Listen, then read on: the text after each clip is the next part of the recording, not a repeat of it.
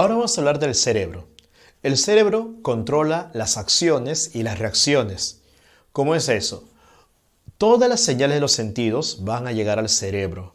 Acá van a ser procesadas y aquí se van a generar las respuestas.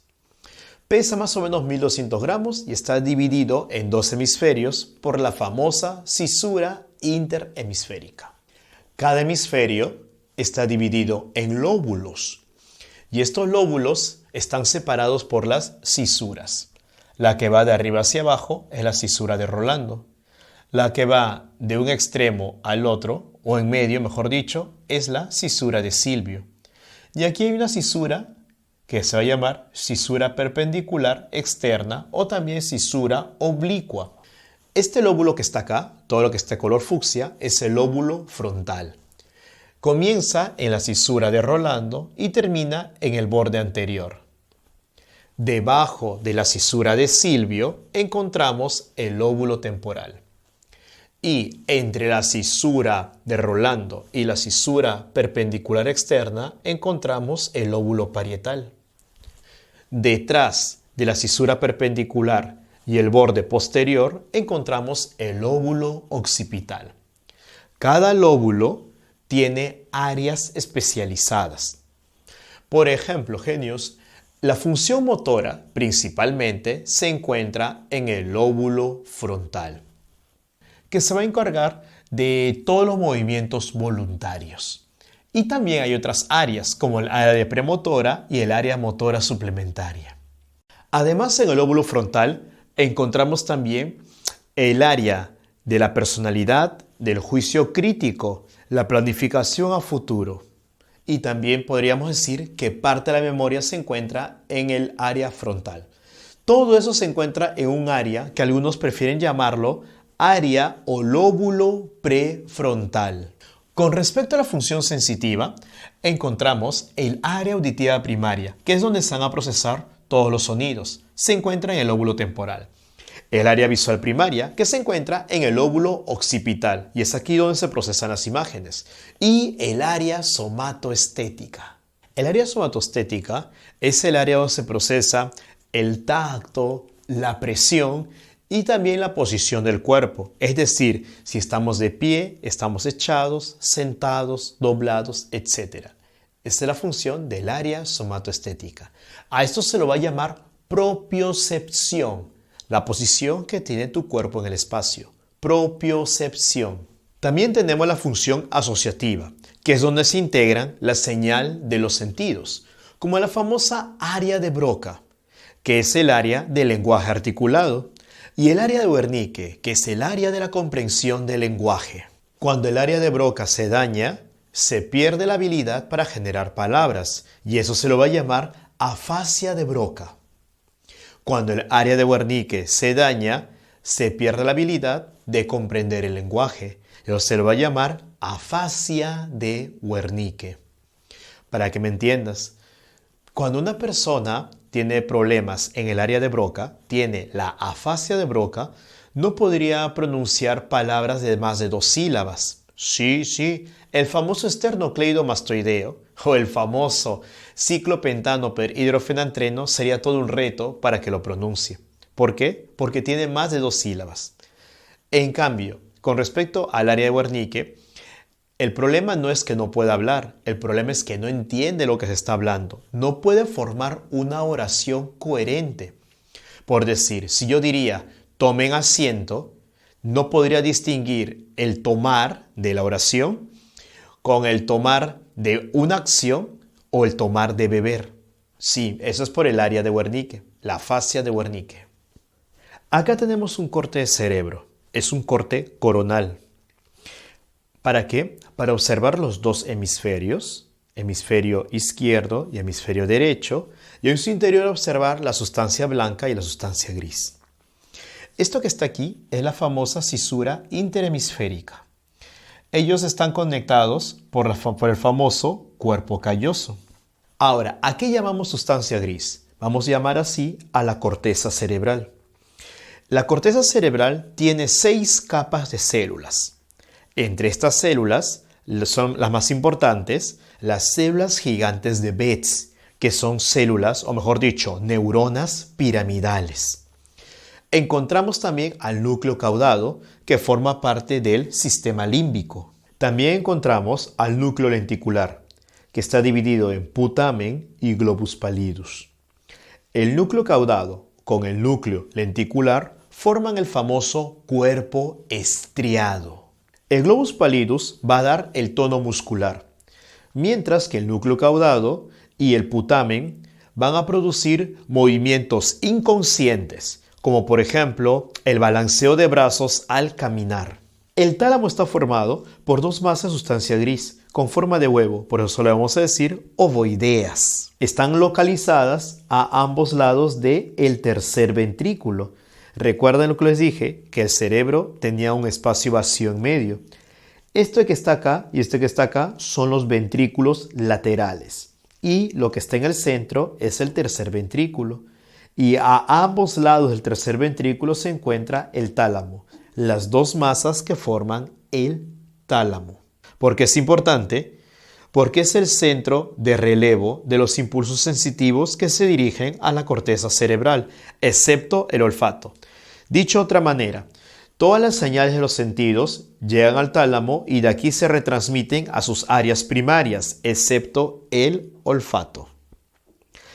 Y de esa manera asociamos nosotros las sensaciones a sentimientos o emociones, como por ejemplo los olores agradables y los olores desagradables.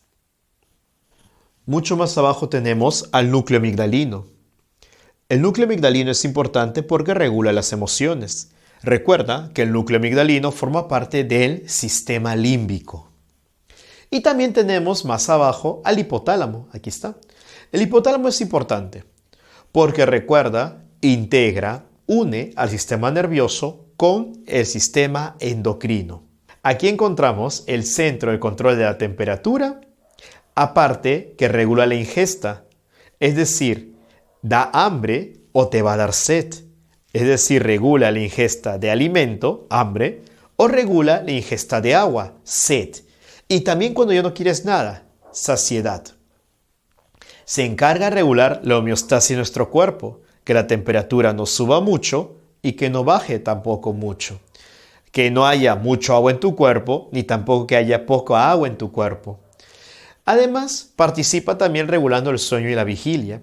Y lo más importante, controla el impulso sexual.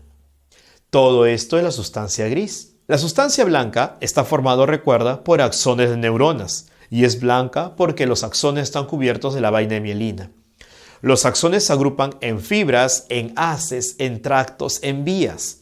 Acá, por ejemplo, tenemos las fibras comisurales. El ejemplo es el cuerpo calloso, que unen un hemisferio con otro hemisferio. Y tenemos también las fibras de proyección. ¿Ya, genios? Las fibras de proyección, como el haz piramidal. El haz piramidal, por ejemplo, une la parte superior del sistema nervioso central con la parte inferior. Y las fibras de asociación, que unen un lóbulo con otro lóbulo. A continuación viene el tallo encefálico. Acá arriba está el tercer ventrículo. Recuerda que ventrículo era el espacio vacío. Ahora, aquí en el piso del tercer ventrículo encontraríamos nosotros el hipotálamo. No lo menciono porque ya no estamos hablando de eso. Y debajo de esto está el mesencéfalo. En el mesencéfalo encontramos los núcleos, tanto el núcleo rojo como el locus niger. Recuerda que el núcleo era agrupación de somas. El núcleo rojo es importante porque está formado por neuronas en cuyo interior encontramos hierro, por eso precisamente es rojo. Y el locus niger está formado por neuronas que producen dopamina. Recuerda que la dopamina es un neurotransmisor. Hacia la parte posterior del mesencéfalo encontramos estas estructuras. Son 4, pero por el corte solo se ven 2. Habrían 2 aquí y 2 aquí adelante que nos están viendo. Como son 4 en total, se va a llamar tubérculos cuadrigéminos, porque son 4. En la parte inferior encontramos al puente de Barolio, también llamado protuberancia. Aquí encontramos el área apnéustica, que envía impulsos estimuladores al área que regula la frecuencia respiratoria en el bulbo raquídeo, prolongando la inspiración. El área neumotáxica envía impulsos inhibidores al área de la frecuencia respiratoria del bulbo raquídeo y su función es inhibir las inspiraciones. Entonces, mientras que el área apnéustica alarga la inspiración, el área neumotáxica acorta la inspiración. O sea que mientras que el área apnéustica alarga la inspiración, el área neumotáxica lo acorta. Y entre los dos justamente van a regular la frecuencia respiratoria. Pero no de manera directa, sino que ellos envían impulsos al área de la frecuencia respiratoria en el bulbo raquídeo. Y si te has dado cuenta, entre ellas dos se contrarrestan. Y en el bulbo raquídeo encontramos el área que regula la frecuencia respiratoria, que ya está dicho, también la frecuencia cardíaca. Acuérdate cuando hicimos cardíaco, el corazón tenía automatismo cardíaco, es decir, no depende del sistema nervioso para contraerse.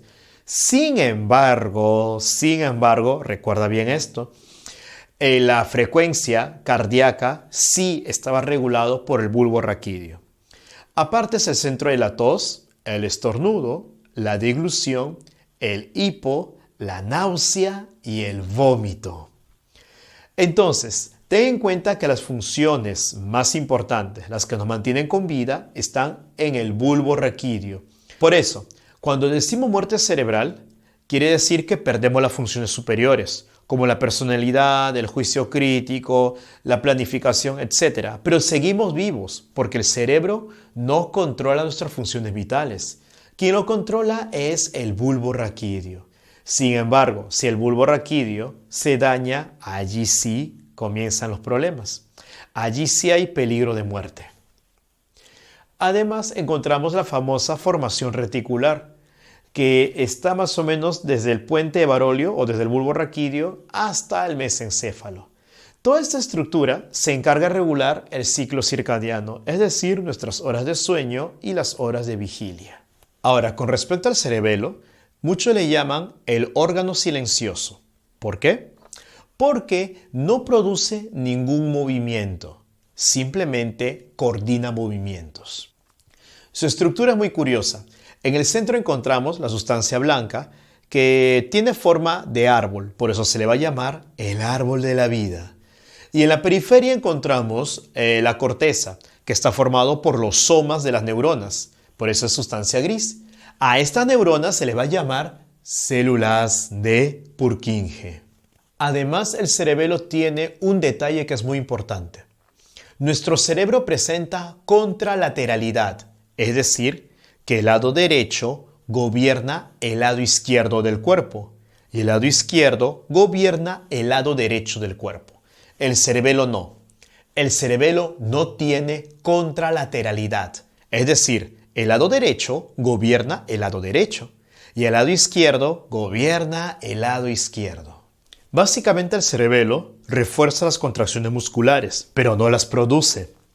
Regula la postura por medio del tono muscular y se encarga también del equilibrio.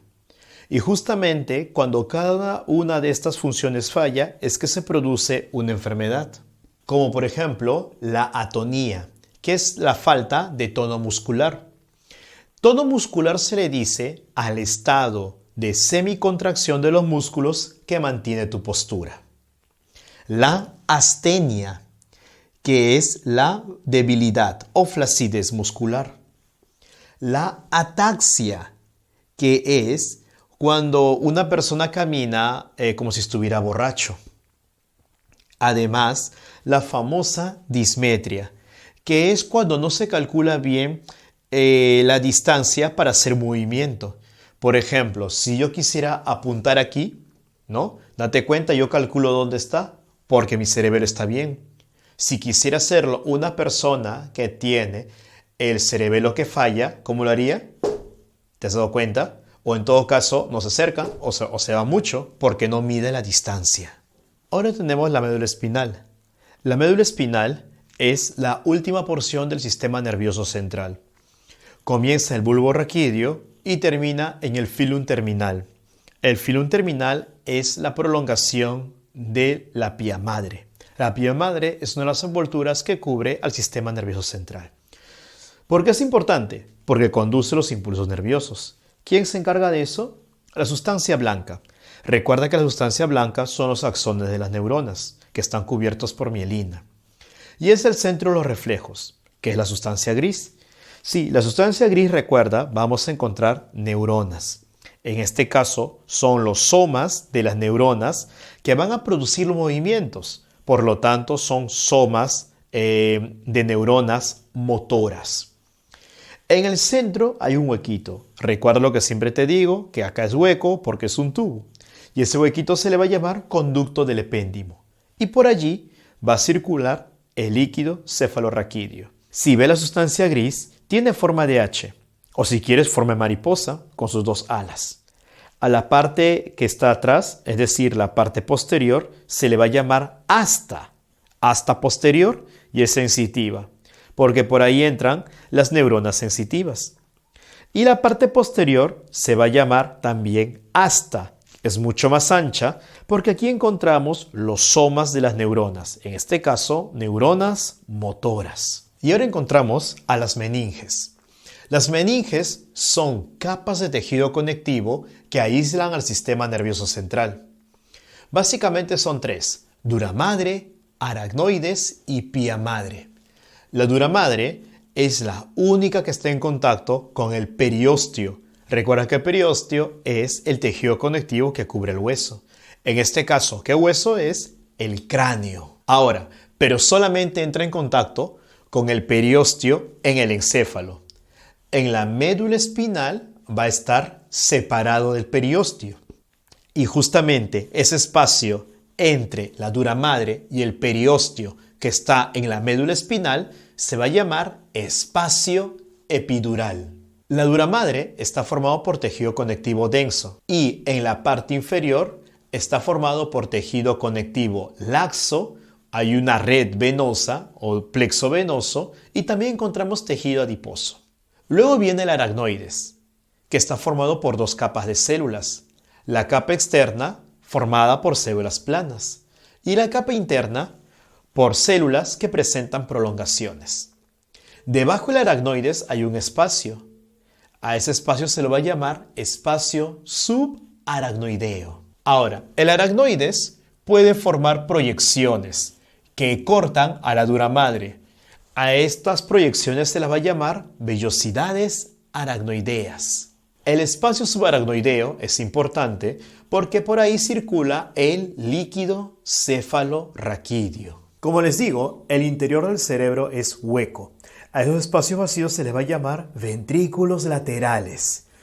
En los ventrículos laterales encontramos los plexos coroideos y allí están las células ependimarias, cuya función es formar el líquido cefalorraquídeo, que va a circular por los ventrículos laterales y luego por el tercer ventrículo. Después del tercer ventrículo viene el famoso conducto de Silvio y luego viene el cuarto ventrículo. A continuación del cuarto ventrículo se forma el conducto que va en medio de la médula espinal, llamado conducto ependimario o conducto del epéndimo. La pía madre, que es la última de las tres envolturas de las tres meninges, es la única que está en contacto con el sistema nervioso central. Está formado por tejido conectivo muy vascularizado. Recuerda, es la única de las tres capas que presenta abundantes vasos sanguíneos y además tiene función defensiva porque aquí encontramos macrófagos, linfocitos, mastocitos. Entonces, siempre que te hablen a ti de infección, inflamación, eso va a ser la pía madre. ¿Ya, genios? Ahora, recuerda bien, la pía madre está en contacto con el sistema nervioso central, en contacto directo.